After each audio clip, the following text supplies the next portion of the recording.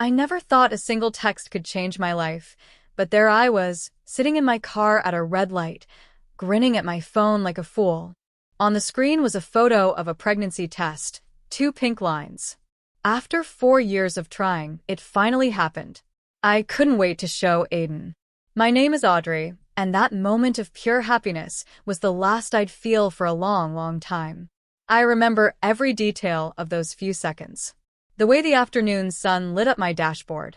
The faint scent of the air freshener Aiden always joked about. The song playing on the radio, a cheesy pop hit about forever love that I usually roll my eyes at but suddenly felt just right. The light turned green, and I started driving, already imagining Aiden's face when he saw the picture.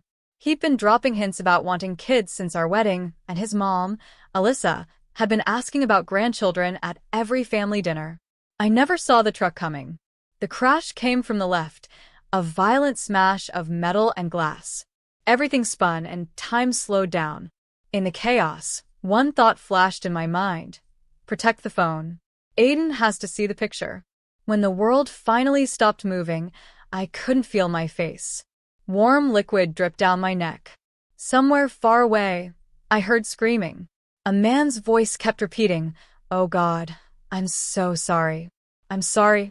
The words floated around me like leaves in the wind. "Ma'am, can you hear me?" "Don't move," someone said. A paramedic leaned into what was left of my window. "We're going to get you out."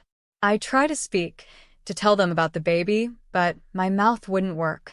The last thing I remember was someone holding my hand and promising everything's going to be okay. They lied. I woke up 5 days later in the hospital. Aiden was there, asleep in a chair beside my bed. He looked awful, unshaven, his clothes wrinkled, dark circles under his eyes. I tried to lift my arm to reach for him, but it felt too heavy, like it wasn't mine. "Aiden," I whispered. My voice barely made a sound. He jolted awake, his eyes locking on mine. For a moment, I saw something in his expression, something that made my stomach tighten. Then he smiled, but it didn't feel real. "Hey," he said, taking my hand. "You had us worried." I tried to smile back, but my face didn't feel right. It felt stiff, like it didn't belong to me. "The baby," I managed to say, my voice barely a whisper. Aiden's hand tightened on mine. "I'm so sorry, Audrey," he said, his voice shaking. "The doctors did everything they could." I closed my eyes as the world seemed to spin beneath me. Through the haze of pain medication, I heard the door open. The familiar scent of Alyssa's perfume reached me before she spoke. "Aiden, honey, the doctor needs to talk to you," she said softly, her voice careful. "About the reconstruction options," Aiden said quickly. "I'll be right back." He squeezed my hand and let go. I kept my eyes closed, pretending to be asleep, but their voices drifted in from the hallway through the partially open door. "She's going to need a lot of surgeries," Aiden said, his voice low. "Her face, Mom. I don't know if I can." "Should, darling," Alyssa interrupted. "We'll figure it out, one step at a time." Lying there, I felt silent tears slide down my ruined face. They were out there, talking about me like I was some project to fix, a problem to solve. In that moment, something inside me broke. The warmth and hope I had always carried began to disappear, replaced by something cold and hard. I didn't know it then, but that was the moment my old self, the Audrey Griffin who was a loving wife, a hopeful mother-to-be, and an eternal optimist, started to fade. Something else, something darker and stronger, began to take her place. Coming home from the hospital felt like stepping into someone else's life. Everything looked the same. Our neat suburban house with its perfect lawn, the welcome mat Alyssa gave us as a housewarming gift, even the faint smell of Aiden's cologne in the entryway. But nothing felt right anymore. "I set up the guest bedroom downstairs," Aiden said, carrying my bag. "The doctor said stairs might be hard for a while." I noticed he wouldn't look directly at me. For weeks in the hospital, and he still couldn't meet my eyes. "Thanks," I muttered, my fingers brushing the bandages covering half my face. "I've invited Mom over for dinner," he added quickly. "She wants to help with your recovery plan." Of course she did.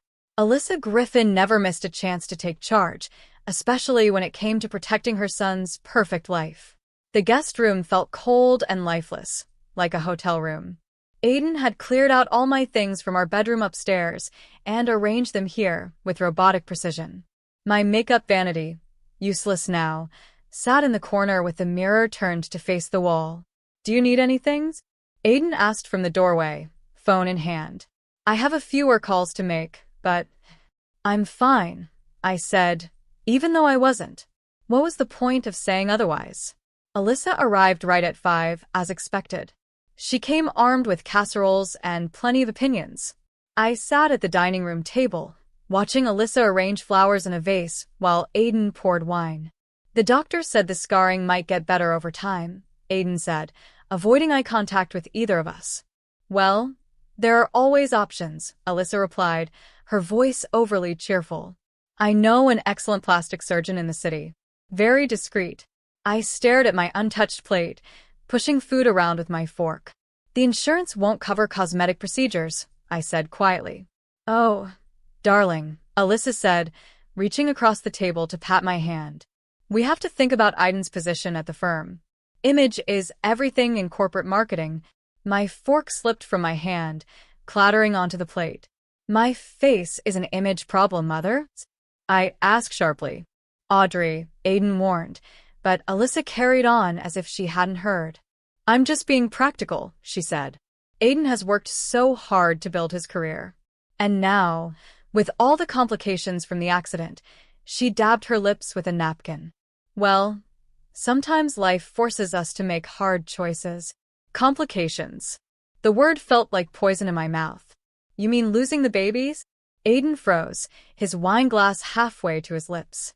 We hadn't talked about the pregnancy since the hospital. He didn't even know I had planned to surprise him with the news that day. "Audrey," he started, but I cut him off. "Did you tell her about the baby, Aiden? Or just about your wife's ruined face?" Alyssa gasped, her hand flying to her throat. "A baby," she whispered. "It doesn't matter now," Aiden said quickly, standing up. "What matters is moving forward.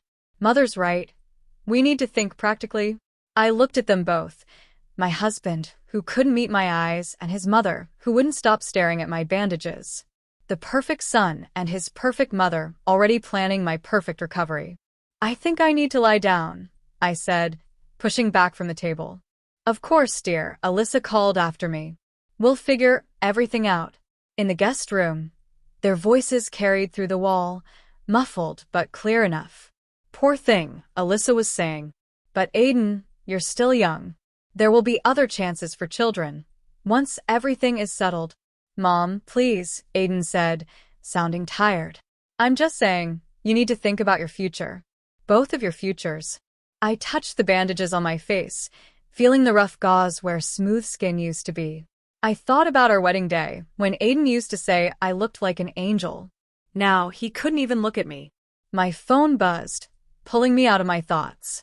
It was a text from an unknown number. "Mrs. Griffin, my name is Maxime Cressy. I'm the father of the young man who caused your accident. Please, I need to speak with you." I stared at the message, my fingers hovering over the screen. Through the wall, I could still hear Aiden and Alyssa planning my life without me. Something shifted inside me, not quite hope, but something stronger, something closer to purpose. I typed back a single word. "When?" For weeks after I'd come home, I found Aiden's whiskey bottle hidden behind the cleaning supplies under the kitchen sink. It was already half empty. I wouldn't have noticed if I hadn't heard him stumbling around at 4 a.m., talking on his phone in what he thought was a whisper. The bandages had come off the day before, and I avoided mirrors now, but I couldn't avoid hearing Aiden's late-night conversations. "You should have seen her face today," he slurred to someone, laughing softly. "Like that movie, you know, Two-Face from Batman." There was a pause, followed by more drunken laughter. I know, I shouldn't joke, but man, you try living with it." I stood in the dark kitchen, holding his hidden whiskey bottle, and felt something break deep inside me. The next morning, Aiden acted like everything was normal. He kissed me on the unscarred side of my face before heading to work. "Big presentation today," he said, adjusting his tie.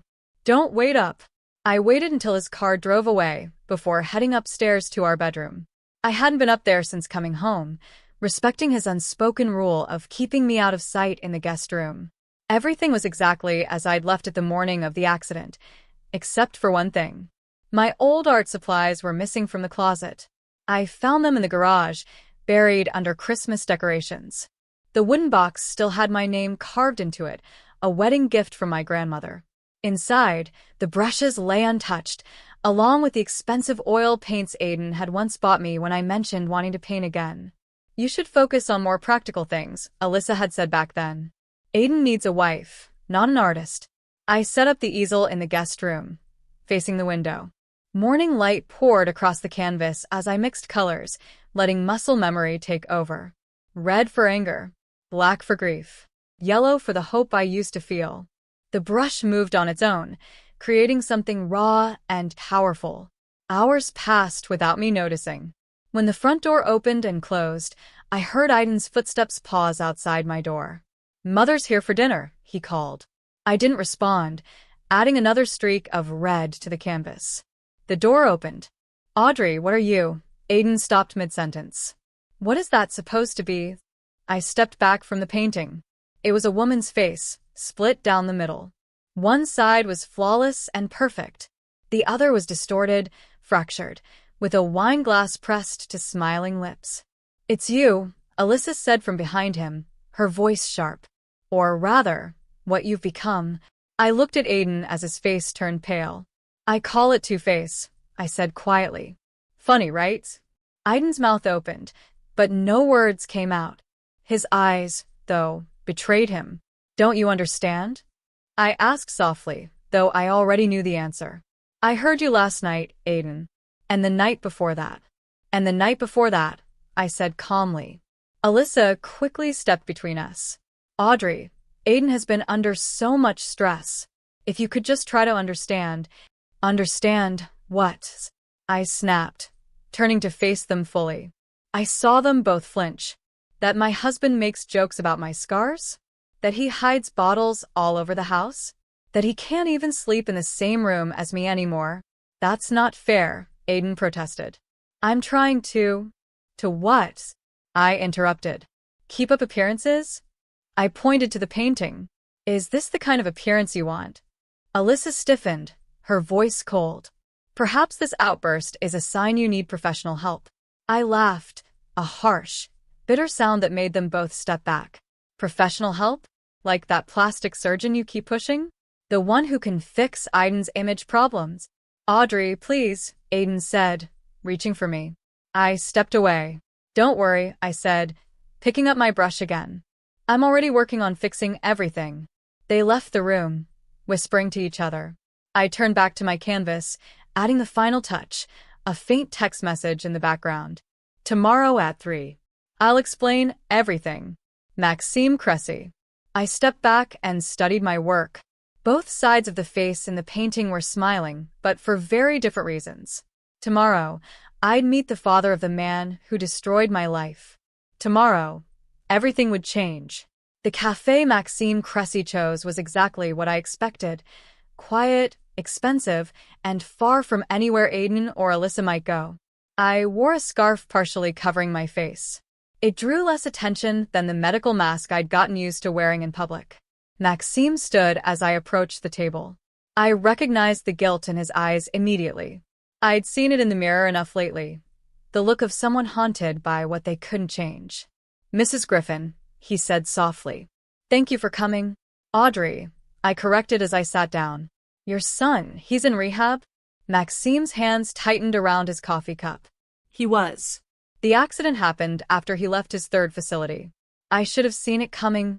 A waitress approached, hesitating when she saw my scarf before forcing a polite smile.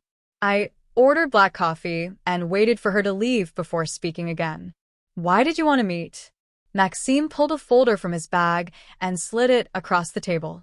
"These are brochures from the top reconstructive surgeons in the country. I've already spoken with Dr. Isaac in Jacksonville. He's willing to take your case." I stared at the glossy pages filled with before and after photos of smiling patients. "Insurance won't cover it," I said flatly. "I'm not talking about insurance. Maxime said, his voice cracking. I'm offering to pay for everything. It's the least I can do. I can do this after what my son, Maxime began, but I cut him off. Why? The word came out sharper than I meant. Because I failed him, Maxime said simply. And in failing him, I failed you too.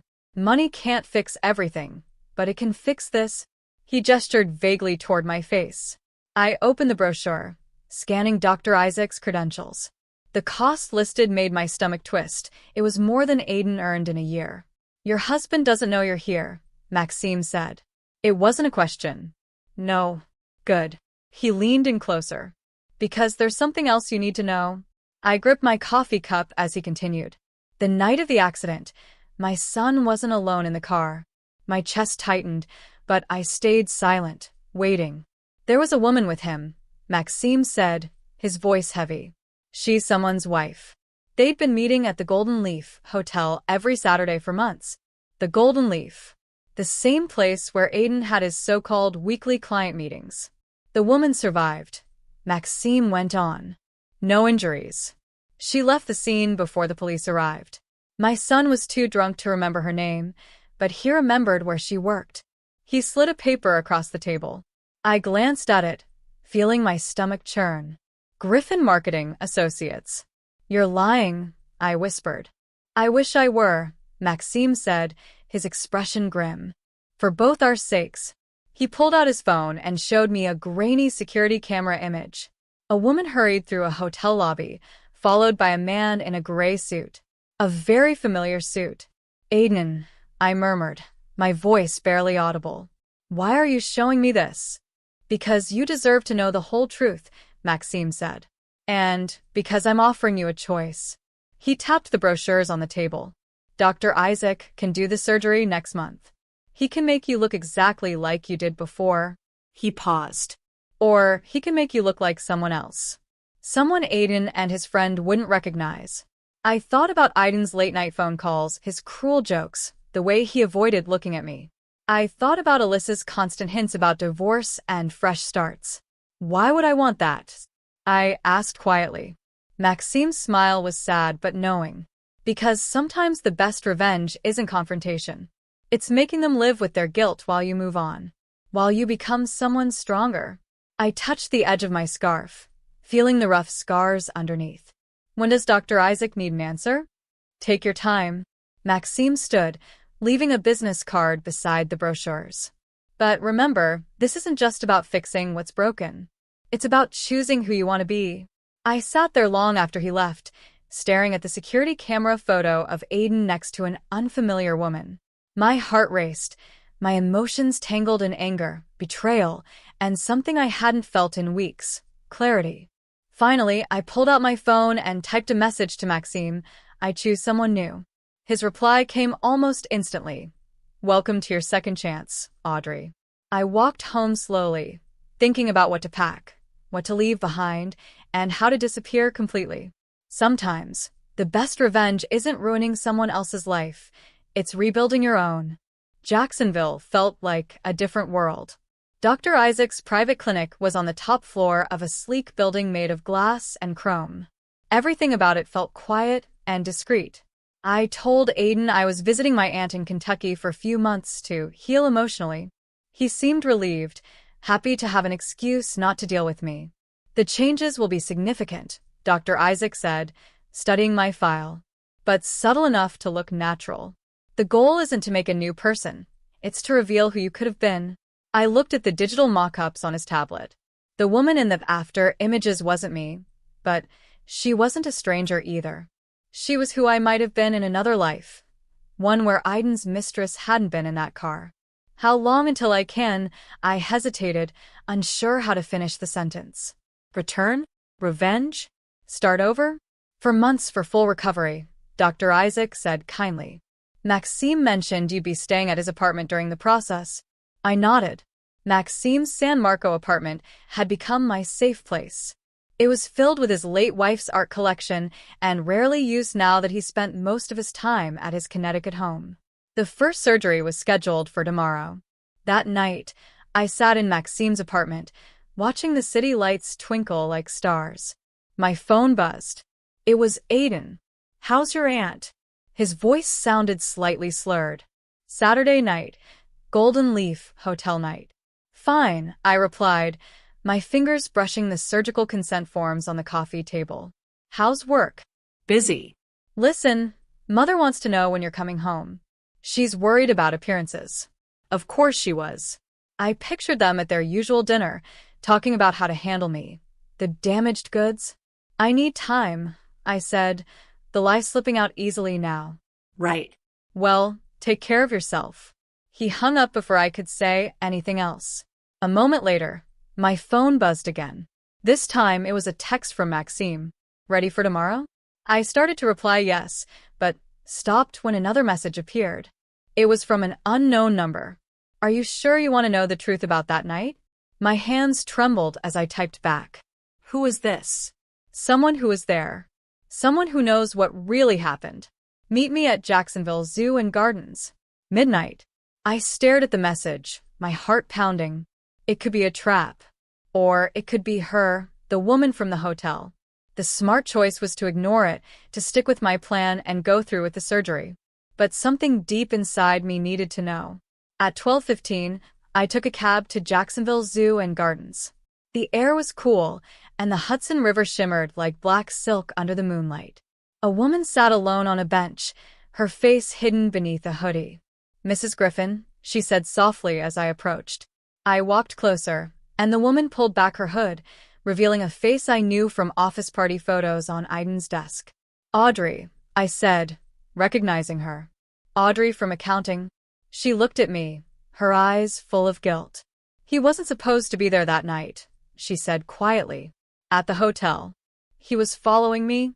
"Suspicious?" I asked, the pieces starting to fall into place. She nodded. "When he saw who I was meeting, his client's wife," I said, finishing the thought. Audrey let out a bitter laugh. "Aiden caught us together. He was drunk and angry. He started making threats about exposing everything." She paused, her voice shaking. "That's when..." "When what?"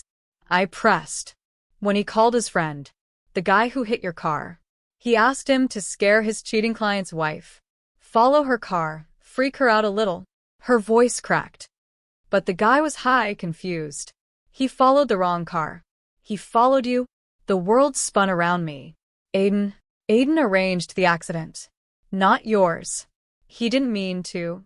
Audrey stood up, backing away. "I just thought you should know before you disappear." I watched her hurry off, my mind racing. All this time, I'd been planning to start over because of Aiden's lies and betrayal. But now I knew the truth. He wasn't just unfaithful. He was the reason I'd lost everything. My phone buzzed. It was Maxime. "Surgery prep starts at 6 a.m. Are you ready?" I stared at my reflection in the window of a passing car. Tomorrow, I wouldn't just become someone new. I'd become someone Aiden would never see coming. "Ready," I typed back. "But we need to change the plan." 4 months after my surgery, I stood outside our house in the rain, unrecognizable. My new face, beautiful but completely different, felt like armor. In my bag were the divorce papers, sharp and final, like weapons. I had planned this moment perfectly. It was Saturday evening, the night Aiden would be home from his client meeting at the Golden Leaf, and Alyssa would be over for their weekly dinner, plotting my absence from their lives. My keys still worked. I stepped inside quietly, hearing their voices coming from the dining room. "The lawyers say if she doesn't respond soon, we can move forward with the annulment," Alyssa was saying. "Really, Aiden," she added, "it's for the best." That accident was a blessing in disguise. I stepped into the doorway, and they froze mid-conversation. "Hello, Aiden," I said calmly. He stared at me, blinking in confusion. "I'm sorry, who are you?" "I'm Michael Cressy," I said, using the name Maxime, and I had chosen. Maxime Cressy's niece. "I'm here about Bianca Griffin." His wine glass slipped from his hand, shattering on the floor. Alyssa stood quickly, her instincts kicking in to manage the situation. "Whatever this is about," she said, her voice firm, "we can discuss it privately." "Can we?" I asked, stepping forward. I placed the divorce papers on the table. Like you discussed arranging the accident that scarred your wife's face? The color drained from Aiden's face. I don't know what you're talking about, he stammered. Audrey from accounting does, I said, holding his gaze as the truth hit him like a slap. I pulled out my phone and pressed play. Aiden's voice echoed through the room. Follow her car, scare her a little. That's not, I never meant, Aiden stammered, his face pale. You never meant for it to be me, I said, my voice calm and steady. Your pregnant wife, instead of your client's cheating spouse. Alyssa gasped. Pregnant? Oh, he didn't tell you that part? I said, turning to her. About the grandchild you lost because your perfect son wanted to teach someone a lesson? Aiden whispered my name, finally looking past the new face and seeing something familiar in my eyes. I pulled out another document and placed it on the table. This is a police report naming you as an accessory to the accident, I said. Audrey's sworn statement is attached. I stepped closer. Sign the divorce papers, I said softly, or everyone will find out the kind of man you really are. Aiden lunged for the police report, but his foot slipped on the spilled wine. He crashed into the china cabinet, glass shattering around him as he fell. Aiden! Alyssa cried, rushing to help him, but he pushed her away. Blood dripped from a cut on his hand as he got to his feet. You can't prove anything, he hissed, but his eyes were full of panic. Can't I replied, stepping back toward the door. Maxime Cressy's legal team would disagree. They're very eager to make amends for his son's part in this, especially now that they know who really orchestrated it. Wait, Aiden called as I reached the door. Please, I'll sign. Just don't tell anyone. Like you didn't tell anyone about our babies? I said, my voice cold. Like you didn't tell anyone you planned the accident? He looked at me, his face crumbling. I loved you, he said weakly. No, I said, touching my new face. You loved what I looked like. There's a difference. I placed the divorce papers on the table and walked out into the rain. Behind me, I heard Alyssa's shocked sobs and Aiden's frantic explanations, but I didn't look back. As I reached my car, my phone buzzed.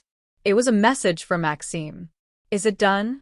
I stared at the screen, unable to answer. The victory felt hollow, like ashes in my mouth. I had what I came for. Aiden's signature on the divorce papers, his perfect life falling apart, but it didn't feel like a win. I walked past the spot where Aiden used to park, where he'd kiss me goodbye each morning. Past the garden where we had once dreamed of building a nursery. Past all the plans and love that had died the night he chose revenge over me. Another text lit up my phone, this time from an unknown number. You're not the only one he hurt. There are others. We should talk. I sat in my car, the rain drumming on the roof, staring at the message. I thought exposing Aiden would feel like the end of something, but maybe it was just the start. The real question was, how far was I willing to go? The art gallery was buzzing with San Marcos elite, all here to see the work of the mysterious new artist everyone was talking about. My paintings lined the walls, faces twisted in pain and betrayal, beauty rising from darkness. Each one was signed with my new name, Michael Cressy. I adjusted my dress, still not used to the way my new face and identity fit me. Then I saw him. Aiden. He was standing in front of my centerpiece, a painting of a woman's face split between light and shadow, a wine glass reflecting flames. Remarkable work, a voice said beside me. I turned to see a man with kind eyes and paint-stained hands. I'm Colton Burpo, the gallery owner. He introduced himself. Claire, I replied, my focus slipping back to Aiden. He was staring at the painting's title, Saturday Nights at the Golden Leaf. Your pieces speak to transformation, Colton said, studying my work. Pain becoming power. Very personal. Before I could respond, Aiden's voice cut through the crowd. Where did you get your inspiration? His eyes were on me now, recognition flickering across his face. It had been 4 months since I'd handed him the divorce papers. He looked thinner, his once perfect suit hanging loose on his frame. Life experience, I said, meeting his gaze. Some people wear masks. I paint them. Audrey, he whispered, my real name slipping out like a prayer or a curse. Colton looked between us, sensing something was wrong. You know each other? No, I said firmly. Not anymore. Aiden grabbed my arm. We need to talk. Let go, I said, my voice cutting through the room. Heads turned to watch. Everything you took from me, he hissed. My reputation, my mother's respect, my position at the firm. Was revenge worth it? Was Saturday night at the Golden Leaf worth it? I pulled my arm free, staring him down. Was trying to hurt your client's wife worth what happened to me? To our baby? Colton stepped forward, protective, but I held up my hand. You want to know about inspiration, Aiden? I said, my voice steady. Look around. Every piece here tells a story. Stories about masks and lies. About men who destroy what they claim to love. I never meant to, he started. To hit my cars? I cut him off. No, you meant to hit someone else's. That makes it better. The room had gone silent, the weight of our confrontation filling the space. In the corner, I saw Maxime Cressy watching, calm but purposeful. Beside him stood Audrey from accounting, her face pale but determined. You're not the only one with stories to tell, I said, my voice echoing in the quiet room. I continued, my voice steady. Audrey's here. So are 4 other women from the office. They all have stories about Saturday nights, about threats, about accidents. Aiden's face turned pale. You can't prove anything. Actually, Maxime said, stepping forward, we can. My son may have been driving drunk that night, but the police are very interested in who told him to follow that car, and why. Aiden looked around the room, his gaze landing on the crowd, the paintings, the witnesses. You set this up, he said, his voice trembling. The gallery, the paintings, everything. No, Aiden, I said coldly. You set this up years ago, when you decided other people's lives were yours to ruin. Aiden lunged toward the centerpiece painting, but Colton moved quickly, stepping in front of him. Aiden's fist hit Colton's jaw instead of the canvas. Security rushed in, grabbing Aiden and restraining him as he shouted about lies and betrayal. They let him out, his words fading into the buzz of the shocked crowd. Alyssa emerged, her flawless makeup streaked with tears. I never knew, she said softly, about any of it, the women, the accidents, the baby. Would it have mattered? I asked. My tone made her flinch, her eyes flicking to my paintings as if finally seeing herself in them. The enabler, the keeper of masks. I'm sorry, she whispered, but I was already turning away. Colton touched his bruised jaw, managing a small smile. Hell of an opening night. I should explain, I started. You don't owe me explanations, he said, gesturing to the paintings. Your art already tells the truth. The real question is, what story do you want to tell next? I looked around the gallery.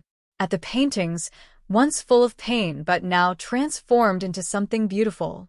At the women Aiden had hurt, now standing tall. At Maxime's proud smile. At Colton's steady, understanding eyes. Something new, I said finally. Something that isn't about masks or revenge. I'd like to hear that story, Colton said softly. For the first time since the accident, I felt truly seen. Not for my old face or my new one, but for the person I was beneath them both. So would I replied.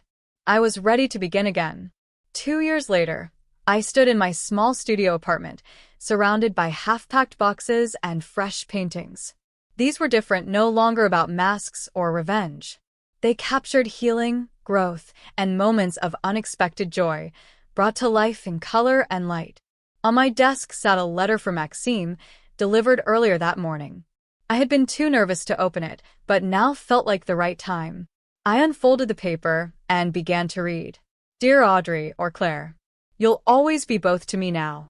My son came home yesterday, 5 months sober. He asked about you about the accident. I told him everything. About Aiden's manipulation, about your transformation, and about how your strength helped me find the courage to reconnect with him. He wants to apologize in person, but I told him that's your choice to make.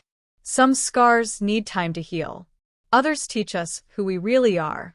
Thank you for showing me that redemption isn't about erasing the past. It's about painting a better future. Maxime. A knock at the door interrupted my thoughts. Colton stood there, paint-stained hands holding coffee and bagels.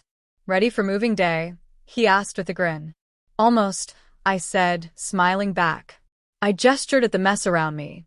Just reading a letter for Maxime. Some good news, some unexpected news. I touched my face. It wasn't the one I was born with, nor the one Aiden had destroyed. It was something entirely my own now. His son wants to meet, I said softly. Colton sat down and began unpacking breakfast, giving me the quiet space I needed. That's what I loved about him. He understood the power of silence. After a while, he broke it gently. The gallery called. They want to know if you're ready to show your new series. I glanced at my latest paintings. They were different. No darkness, no hidden meanings. Just light breaking through clouds, hands reaching out, faces emerging from shadows into the dawn. I think I am, I said. I picked up my favorite piece, a self-portrait showing all 4 versions of myself. Not as masks, but as chapters in a longer story. This time, I added, under my real name. Which one? Colton asked. Both, I said, smiling. Bianca Claire Griffin. No more hiding. He smiled back, understanding the weight of what I had just said. And the meeting with Maxime's son? He asked. Maybe, I said, folding Maxime's letter carefully. Some stories need proper endings. My phone buzzed with a news alert. I opened it to find a headline about Aiden. He had pleaded guilty to conspiracy charges and several counts of harassment. The other women had come forward, each with their own stories of Saturday nights, threats, and accidents. Even Alyssa had testified against him. Colton glanced over my shoulder. You know, he said, your first show helped those women find their voices. They helped me find mine, too, I said, closing the article. I thought revenge would heal me, but it turns out telling the truth is what finally did. We spent the morning packing, carefully wrapping each painting. Colton handled them like treasures, not because of their value, but because they were pieces of my journey. Near sunset, we carried the last box to his truck. My new apartment was above his gallery, a space for both art and living. A place to begin again, he said with a smile. Oh, he added, reaching into his pocket, this came to the gallery yesterday. He handed me a small package. Inside was my old wedding ring, and a note from Alyssa. I kept this when Aiden threw it away. It belonged to his grandmother, but it should have been yours. Sell it, keep it, whatever brings you peace. I'm learning that's what matters most. I held the ring up to the fading light. Once it had represented everything I thought I wanted. Now, it was just a circle of metal, heavy with history, but powerless to hurt me anymore. What will you do with it? Colton asked. I smiled, an idea forming. I think I just found the centerpiece for my next show. Something about turning old pain into new beauty. He took my hand, the one that used to wear that ring, and kissed it softly. Ready to go home? He asked. Home. Not a place to hide, not a mask to wear, not a role to play. Just a space to be completely myself, scars, changes, strength, and all. Yes, I said, leaving the past behind one last time. I'm ready.